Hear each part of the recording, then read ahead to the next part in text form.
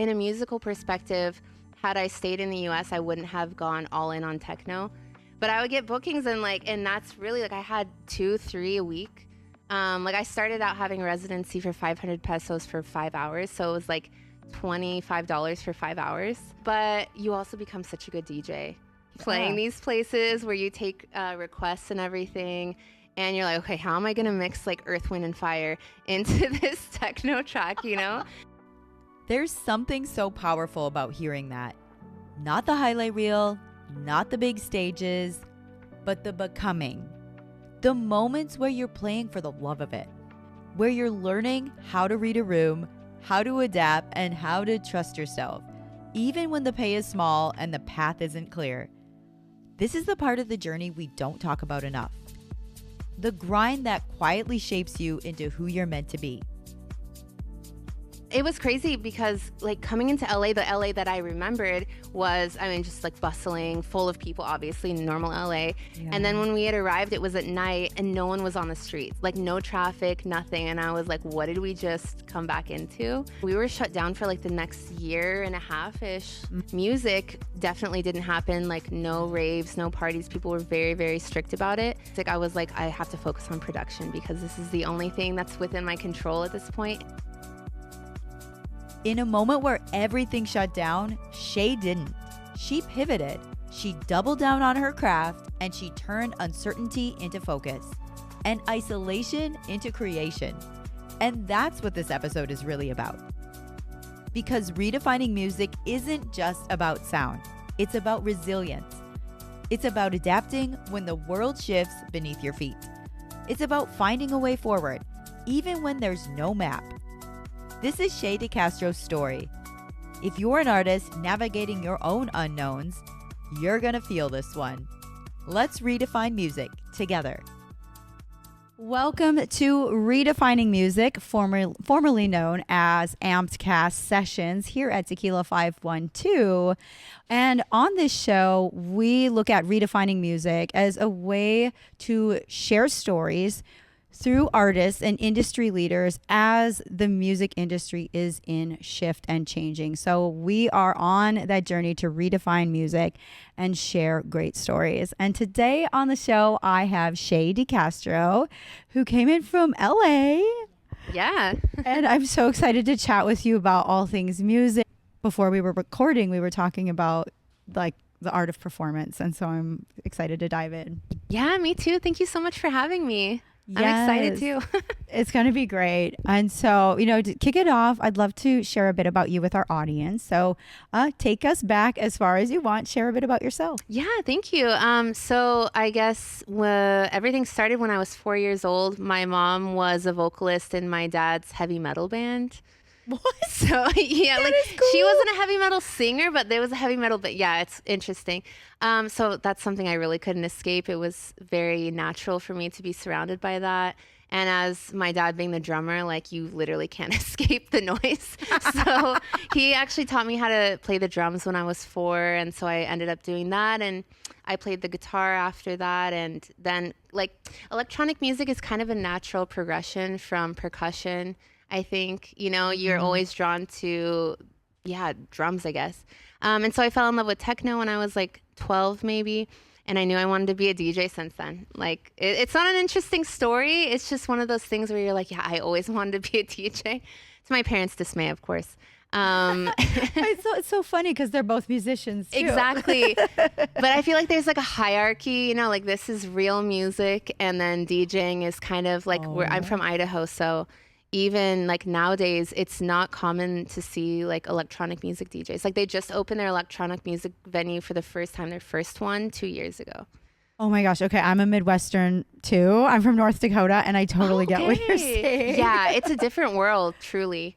And like even when I'm telling, like my grandma loves disco and stuff, so she kind of has more of an idea of how it is. But my parents are like, so do you play weddings and stuff like that? It wasn't until I played in Boise, where I'm from, that they were like, oh, okay, so like you get to play your own music and it is a form of expression. So I think that's when they took it more seriously, but it's been like a whole lifetime. Oh my gosh. Well, I'm excited to dive in and talk to you like deeper on your music journey, especially, looking at you were exposed to multiple different genres and metal and everything. How did you discover techno? How did you know that was like your calling? Yeah. So when I did my chores, I would clean the house and I would listen to Sirius satellite radio because that was like the only way that my mom was like, I know she's going to do everything without complaining if I put music on. And they had like Area 51 or something, which is just like trance, house, techno. I remember that station. Yeah, because now it's something else, or I don't even know if it still exists. But they changed the name, and so I was like, every time we didn't have Shazam at the time, of course. So I would like write down the names of the artists and stuff. And I would look them up later on like message boards like Tiesto and Cascade and stuff like that. And then I realized over and over and over, it was coming up with like trance and techno artists. And so I was like, okay, this is a thing that you can actually be. Like, you can be a DJ playing this kind of music, and it's a career outside of Idaho. So yeah, like that's how I fell in love with it, and I was obsessed with it. And I knew not one person that even knew what techno was growing up. Like it was just crazy to think about now because it's so popular, especially in the US. Like the popularity is crazy. It's growing more. I can imagine in the Midwest, like they wouldn't know what techno was. They would think of like techno would be like all EDM. Like when techno was called, like EDM was called techno in like the 90s and 2000s and stuff. And then where everything is techno. Everything is techno. Just like a blanket term. Yeah. Well, like it's crazy because I remember that Skrillex was just starting to get popular when I was in high school. And even then, like I knew no one that knew who Skrillex was. Really? Who was super commercially popular, but even it didn't hit Idaho. Like it's just off the map completely. Yeah. North Dakota too. We get at the last of the US. It's like it trickles down to the Midwest. Exactly. They're like, we're flying out of like Chicago. It's on our way. Might as well, kind of a thing. Yeah, Idaho's the same. Oh my gosh. Okay, so when you moved out to LA, was it for music or what brought you to LA? Yeah, I mean, well, so I turned 18 and then I had to get out of there, and I moved initially to Santa Clara, San Jose, like the Bay Area. Okay. And then I was like, I know I want to be in LA for music and everything, because at the time it wasn't like now where you probably can kind of live anywhere in the world with social media and stuff, Spotify. Like you don't need to be in LA to have a successful music career, but at the time, yeah, you did. So yeah, and then I eventually made my way to LA, and yeah, it was for music. And then I lived in Mexico for 5 years, and that's actually what kind of like took off, was living in Mexico. Okay, let's dive into that. How did that? So what brought you to Mexico after LA? That was a relationship. Oh so gosh, love, I chased a man once. Love a woman, but yeah, you chased a partner. Yeah, and because it's like you have to do the whole hopeless romantic thing, right? At least once, So I was like, I'm going all in, and so I visited Mexico once, and I loved it. Guadalajara, it's like in central Mexico, and it was beautiful. The architecture was incredible, like huge cathedrals and stuff like that. Cobblestone streets in some places. Oh, so pretty. Like very green. It rains a lot there. Like things that you don't see about Mexico on the TV. Oh. And also the music scene is incredible. Like the electronic music scene is decades ahead of the US. I've heard that, like, because there's like the Tulum energy and like festivals out there. Yeah, it's crazy. Mexico City, Guadalajara, where I was, like they have Bar Americas, which is like probably the best techno venue in the Americas, I would say. Yeah. And it was right there. And like you can see any artist, like world-class artists, for something like 50 to 100 pesos, like $5. Oh, that's the best part. And that's like when I went to South Africa with my previous partner. And once you get there, things are cheaper. Yeah. And you're like, what am I doing? Right. And like we were in Cape Town, and it was like mind blowing. And I'm sure like when you were in Mexico, was it just like, pff? Yeah, it was crazy. We were actually talking earlier at lunch about this. Like Mexico City has, Rich was saying like how he went to a rave in this like butcher shop, like in the back of like a butcher shop, waiting in the security line, and there's like meat hanging off the the hooks and everything. Like that's crazy, and something you would never see in the U.S. because it's like, how mmany health code violations we wouldn't even be allowed right now? Exactly. Like this might go on for a couple hours, and then we're gonna get someone's gonna come. But yeah, it's crazy. And the thing is, like, in Mexico, I always felt like I had more freedom. Like you have more freedom for the good and the bad. So like, and I think even on a mental level, like you feel freer because you're away from everything that you know, which can be terrifying, but also liberating.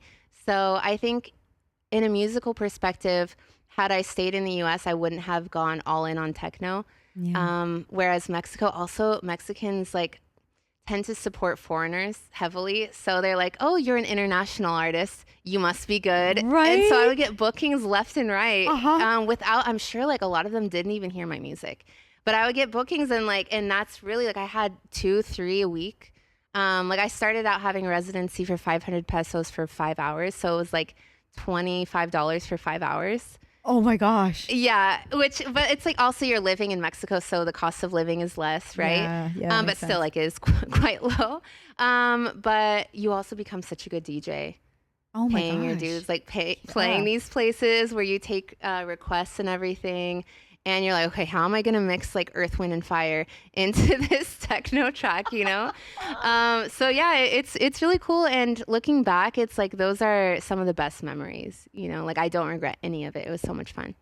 It really is life changing to live in a foreign country. Yeah, Like, perspective and you have to kind of grind it out. You're like, I have to make my way here. Yeah. And you just do it. Yeah, it's crazy because things happen where your mind doesn't even conceive of the possibility of something being different like this. Like I remember living in Mexico and they were like, no, you're crossing the street the wrong way. And I'm like, I didn't realize there was a wrong way to cross the street, Yeah, I would have never thought that either. Yeah, and so I almost got hit by cars constantly because, and just like going to pay your bills instead of paying online, like you have to physically go to the place to pay your electricity bill. Like I had it turned off once because I didn't realize you could. I was like, I'll just pay it later. Oh no, they're closed and you have to go there physically. So they came and turned off my electricity. So things like that. Oh my gosh. It's like so weird because in the US everything is so automated. I had the same thing in South Africa with the electricity. Oh, really? Like if it gets turned off, it's off. You have to wait. Yeah. You have to, and they have this thing called load shedding where they turn off the electricity temporarily in like groups of homes. Yes. And then like you get it back a few hours later. Yeah. In Mexico City, they do something, I guess, kind of similar with the cars. Like if you, for example, like this week, if your license plate ends with 7, you're not allowed to drive because there's so much pollution, so much traffic. Oh, yeah. And it's like something like that I can't even fathom in the US. There'd be like riots, I feel like. Oh, people wouldn't do well. Yeah, exactly. So, okay, now you're in Mexico and so you were there for 5 years. Yeah. And then what brought you back? Did you go right back to LA or Yeah. Okay. I went right back to LA. It was mostly like with my relationship, with the legal aspect and everything, finally able to come back into the US. So yeah, we came back to LA and I had like mixed feelings about it because it's like, yeah, it's going to be easier in many ways. But then I had like a reverse culture shock. I don't know if that happened to you too. It's like reintegrating to your own culture. Yeah. It hits different. It really does. And it happened surprisingly fast. Like I didn't go to the US at all for 3 years. And then when I went to visit my family and I was like, this is so weird, especially in terms of like, I don't know how it is in South Africa, but Mexicans are very affectionate, like in every way. Yeah. And so I got used to hugging everyone, even if I just met them, like kiss on the cheek and things like that. And I remember seeing my parents and I went to go hug my mom and she just turned and walked away. She's like, okay, bye. And I was like, oh, wow, like I grew up like this and you don't realize, you know what I mean? Especially in the Midwest. Yeah. People are just colder. Like the climate is colder and people... They're very like, I like my space. I'll, hi from here. Yeah, exactly. It's funny because like the people are kind, but there's a limit. There's just not as much like of the physical contact. Exactly. Yeah, like good people, but it's not expressive, I guess. It's funny when I moved to Austin from North Dakota, I noticed there's more affection here, or people are more like, howdy or howdy y'all, or like they're really easy to talk to. And when I went home and I was like, now I'm very accustomed to just hop into a conversation or be more assertive. Yeah. And there's a passiveness to Midwesters. Yes, that's so true. Where I feel like almost aggressive in a way. I know, same. I'm like, I'm being like aggressively kind right now. Right? That's like, yeah, I'm like, this is too much love. Was it cute aggression? Yeah, exactly. I'll be in a checkout line, like talking to everyone in line at once. And I'm like, okay, I need to reel it in. Yeah, same here. So, okay, so you're back in LA. Now, how was getting into music when you were like, how was that experience for you? That was difficult because it was December of 2020. So Oh, shoot. it was like the worst time possible.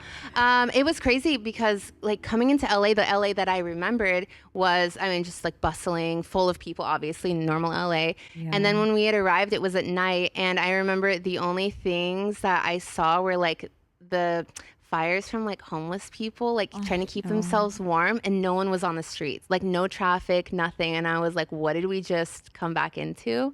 It was crazy. And then LA was, I mean, we were shut down for like the next year and a half-ish. Like a lot of restaurants were still closed and stuff like that. So music definitely didn't happen, like no raves, no parties. People were very, very strict about it. I think the first party I played was a rooftop gathering of like 15 people, and it was like capped at that. No one else could come in. And so I was just like, in Mexico, nothing had really changed during the pandemic because there was no government assistance. So it was like people had to work, they had to get out there. There's really no other option.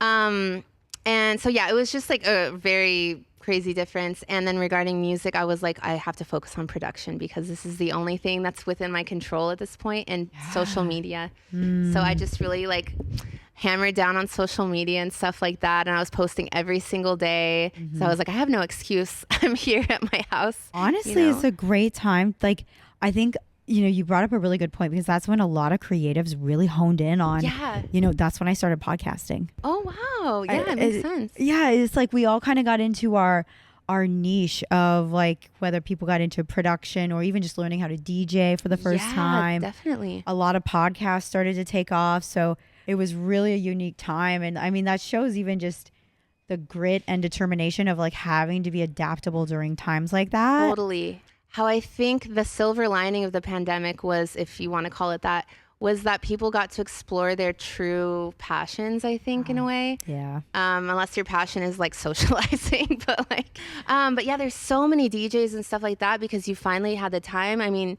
or freelance writers, there's just everything, But yeah, the world has adapted for the good and the bad, I suppose. It's definitely changed. And it's something like we can either like lean into the shifts or resist and be miserable. And exactly. It's like at some point you just have to accept like this is how it is, and what's within my control and everything else just leave to the wayside, there's no point in being upset about things that are out of your control. As that sounds easier said than done, of course, but I have to constantly remind myself the same thing. And it was like really a golden nugget of like, you took that opportunity when faced with like the inability to perform live to work on your music and like work on developing and producing. Yeah. So what happened next? What was like when you got back into like performances, or like, how was that? Yeah, it was interesting because also, even though it was only like, I guess I want to say 4 years ago, because 2021 was when things kind of started opening back up. I had a lot of releases, but the thing is like no one was playing them. I mean, I remember Adam Beyer played one of my tracks at Tomorrowland, but Tomorrowland was like virtual. So even though it was like, oh, this is so cool, like everything is just virtual and it's not quite the same, I guess, even though I was grateful, of course. So it was weird because going into the pandemic, I was just a DJ, and then kind of like coming out, I was seen as more of a full-fledged artist because of these. And then my first event, it was weird because I was playing kind of like harder techno, and it was in someone's house, I think, and it was pretty full for what it was, but it was like people were so ready to get out there again and dance and be with people, and everyone had kind of been starved for that, to say the least. 100%. Like that song, We Lost Dancing, came up because of that experience. Like we lost so much as people who find community in music and live music. Totally. It was quite devastating. Yeah, it makes you, as cliche as it sounds, like DJs and music really can save your life. And, you know, like it's so true. And I think it really highlighted the need for these kinds of spaces where everyone comes together. And music can do that. But it's like even listening to techno during that time, I was like, it's not the same sitting here by myself. Listening to it or producing it was weird. But yeah, and so then I started doing harder techno for a while, and then there was still a demand for peak time techno, thank goodness. And I started playing with 6 a.m. I started releasing on bigger labels, and the owners of the labels helped me a lot, like getting me to open for them in town and stuff like that. Okay. And then I got like a really great manager who he kind of like connected me with Insomniac. And I was playing on a lot of Factory 93 shows, releasing with them. Okay. Beyond Wonderland. I was opening for a lot of like drum code artists. So that really helped. But I think it's also like I'm just such a yapper that it's not networking. It's just like people are victim to my yapping, you know, and then they. I have the same problem. Hence why I do this. Yeah. No, this is perfect outlet for it, honestly. Yeah, so that helped a lot just because it's like, I remember you were like the girl in the green room who wouldn't shut up. So hey, own it. You're memorable, right? Yeah, exactly. I'm like, I don't know if it's good or bad, but they remember me, so I'm going to take it. And so I started opening up for some of them like 5 times, say, for example. And like I would say really that brings us to today. Okay, I want to unpack because a lot of our listeners are aspiring artists or they're trying to get out there and make those connections. And what would you say was your biggest kind of aha moment or takeaway from when you started to build those connections? You're like, whoa, this is really pushing me forward. Yeah, I think first of all, I think it's really difficult at first to see these people who are your idols as humans. Mm-hmm. And then you start talking to them and you're like, okay, we really, as again, cliche as it sounds, they really are just like me. And they're exhausted from touring and they miss their families and all these things, right? And they're ultimately just doing what they love. And they're just like at a different level than I am, right? So we already have all these things in common. You can utilize that, you know what I mean? And I think another thing is people really pick up on why you're talking to them. Like, are you talking to them because you want something out of them, or are you just there to really form a connection or show appreciation? So I think it's really important how you approach people like that in the industry, also because everyone knows each other. It's very small. Yeah. Even though it's global, like it's so tiny. So yeah, I think that's important, but ultimately, it was like when I got in with Insomniac, again, everyone knows each other and they're in with drum code guys. So it just kind of all overlapped. And to my knowledge, they had good things to say about me. So I think that's helpful. Like just being a respectful opener and being a respectful person in general. You hit the nail on the head. And I noticed the same thing at Miami Music Week this year. I got in as press doing podcasts. It's very small. Yeah. Even though it's global, like it's so tiny. So yeah, I think that's important. But ultimately, it was like when I got in with Insomniac, again, everyone knows each other and they're in with drum code guys. So it just kind of all overlapped. And to my knowledge, they had good things to say about me. So I think that's helpful. Like just being a respectful opener and being a respectful person in general. You hit the nail on the head. And I noticed the same thing at Miami Music Week this year. I got in as press doing podcasts. We were like next to like iHeartRadio and all these. And I got nervous because I was like, oh my gosh, what am I doing? And then I started hearing the conversations and talking to people. One of the first people that I recognized was Laid Back Luke. Oh, yeah. I just walked up to him and started talking. Turns out his wife is from San Antonio. She knows Andrew and Kelly with the Concourse Project. And just like it all came. And I was like, okay, everybody's human and everybody's trying to do the same thing here. Yeah, exactly. And also, I think that they want to be treated as just normal people. Imagine, you know, having this like wall between you and the average person. It has to be really difficult. I think about that too, and when it's like when I am especially interviewing high profile artists or just anybody, I treat everybody the same. I'm like, go into it with authenticity and just hearing them from where they're at. And it's hard to do what artists do. It's Yeah. hard to tour. You like your kid could be having a surgery Exactly. and you're on tour and you have to be, that's your income. That's your providing for your family. Yeah. And it just like, I think when we look at it with the humanity component, it's gonna open up so many doors because you're leading with your heart. Yes, that's so true. I love that. And I also think like including what you're doing, it's like you're putting yourself in a very vulnerable position. Like you're really putting yourself out there in every way. And when you're interviewing people, like you're making yourself susceptible to like you don't know how people are going to react, what they're going to say. And it's the same with these high profile artists where it's like you really don't know like whatever's going on in your life. You kind of have to swallow it. And because if you're having one bad day, someone might post about you on social media, or like take a video of you or something. Like you never know. And like that alone is so much pressure. Now, how do you handle as like an artist, especially as you're growing and you're becoming you're more in the public eye? How are you handling kind of the adversity? I'm like, not very well. It's hard. Yeah. Like, honestly, the one thing that I will say that I'm so grateful for myself is that because I grew up in a place like Idaho, where you're constantly humbled because like we don't have celebrities and stuff really. And everyone like, I come from like farmers and stuff. So, me too. Hell yeah.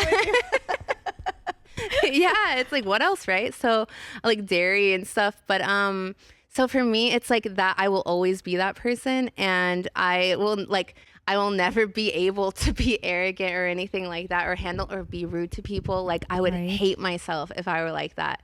It's an icky feeling. Yeah. I'm like, I want to be joyful and have a connection with somebody, have the opportunity. And like when we're cranks, we shut down every beautiful out. Like it cuts that cord right away. Exactly. And I think like going back to Mexico, like when I got there, I didn't speak Spanish. And then I would say like within 6 months I was fluent just because you're really immersed in everything. In it, yeah. So you don't really have like, it costs effort to not learn the language, I think. So all of the beautiful connections that I've had that I would have missed out on by not speaking Spanish, right? And it's kind of like you can take that and apply that to all of life, really. Yeah. Like by having a negative outlook, you're closing yourself off to all these possibilities. It's like I agree with you. It's like when we are negative, it only hurts us. Yeah. And when we're positive, it's like opens up so many opportunities to have great connections. I mean, you never know who you're going to meet.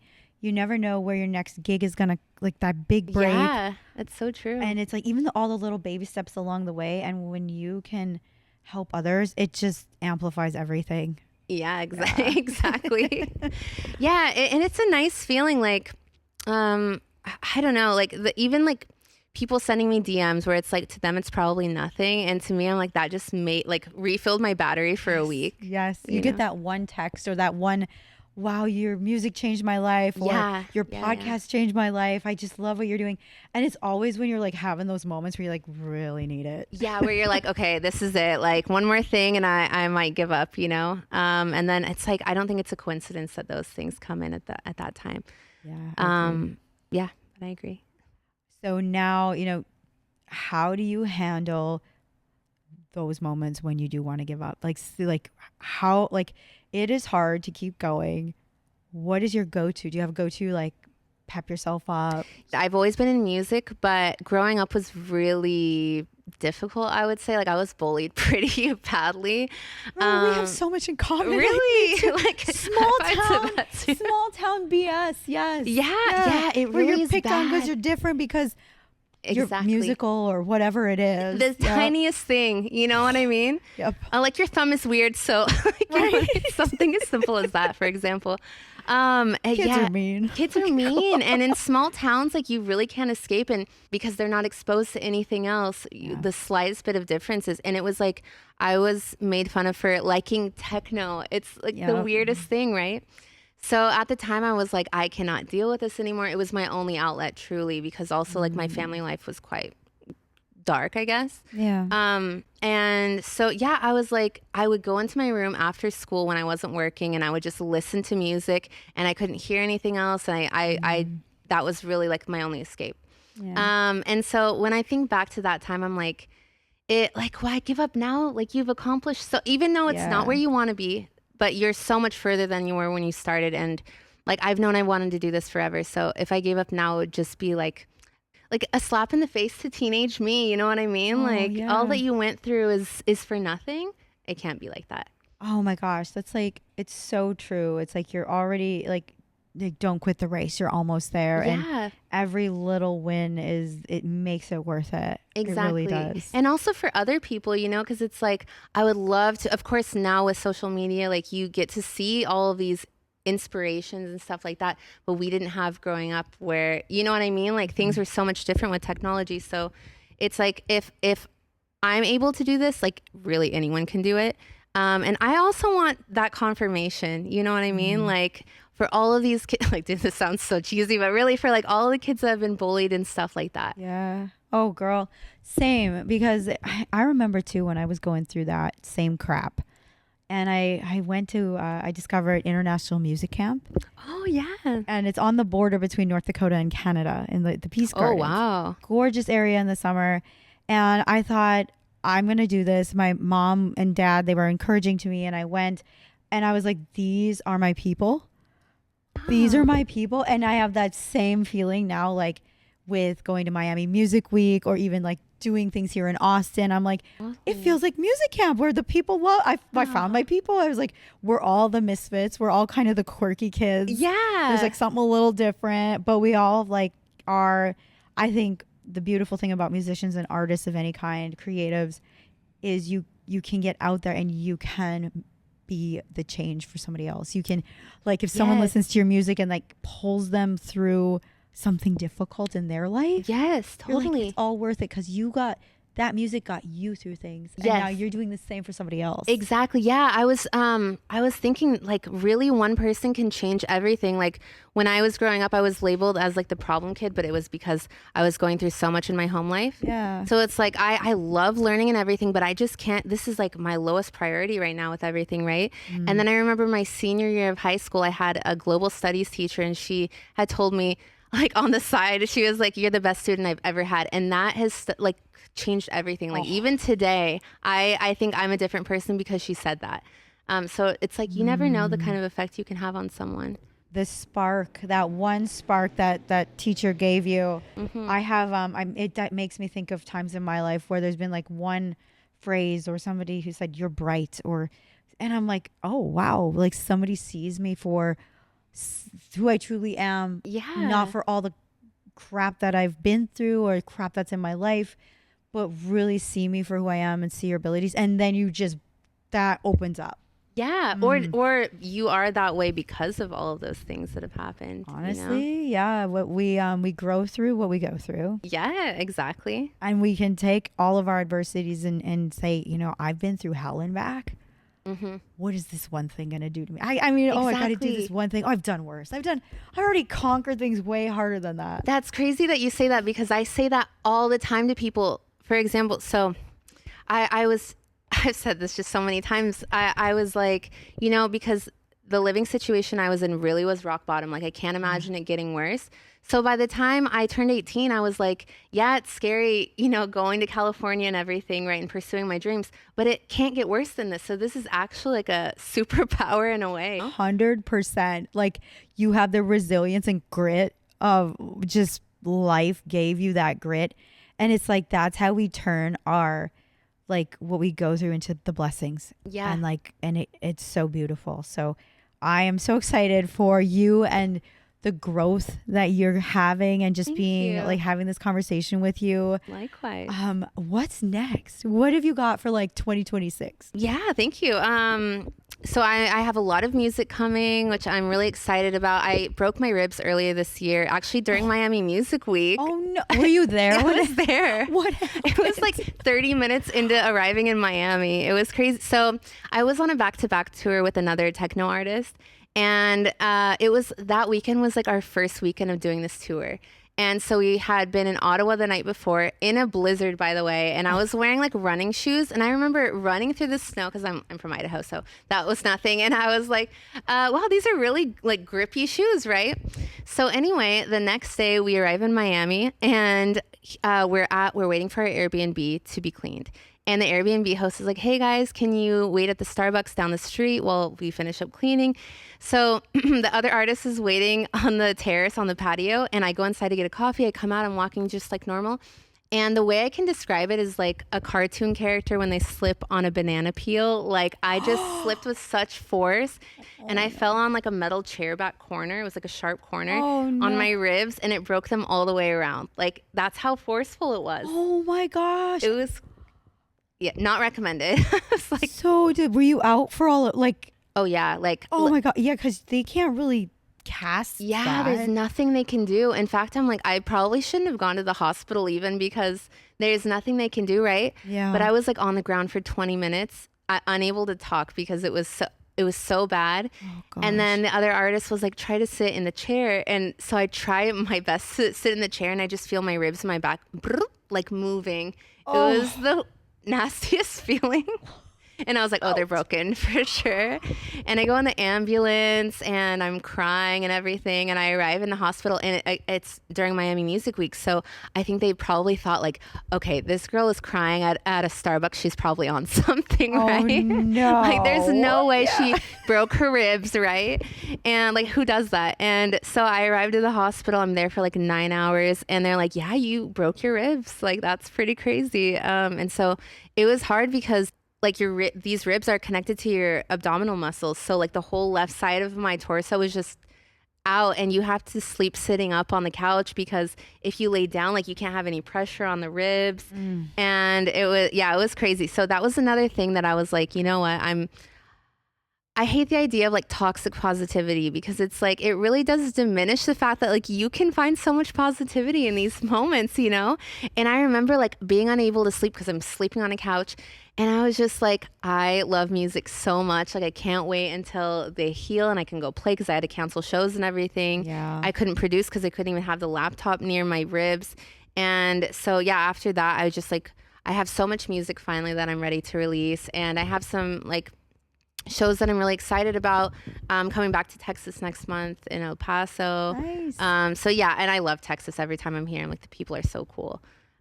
So yeah, I feel positive about it. Like I'm really excited to release more music, do more collabs, and see what happens. Well, and Miami Music Week 2026, girl, we're gonna be there. Yes, we're gonna be there. And we're gonna crush it. Yes, but like in one piece. In one piece. No crushed ribs, only crushing goals. Crushing goals. Exactly.